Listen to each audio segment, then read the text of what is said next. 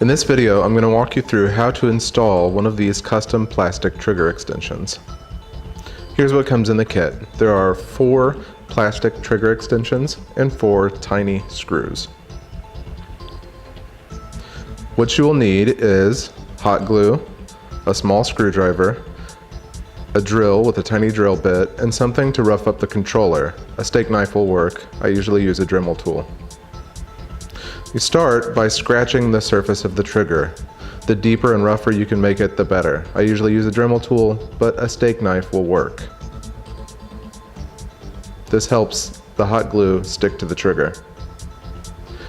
Add a big glob of hot glue to the plastic trigger extension. Don't worry about doing too much. It's perfectly fine. Stick the trigger in place and hold it while the hot glue cools down. It takes a while for it to cool down. The cool thing about hot glue is, if you're not happy with how it's placed, you can just rip it off, scrape the hot glue off, and start over. Once the hot glue is cooled, drill a hole all the way through the trigger extension, hot glue, and the trigger. You're not going to hurt anything inside the trigger.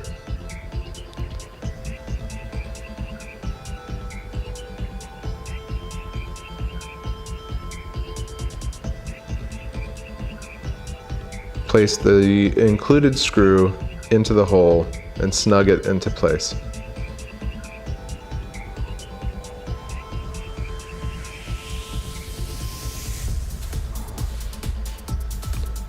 Go back and clean up the excess hot glue that might keep the trigger from being fully depressed.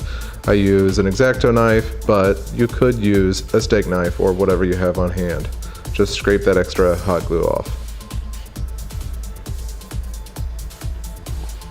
And there you go, you're all done. Your trigger extension has been installed.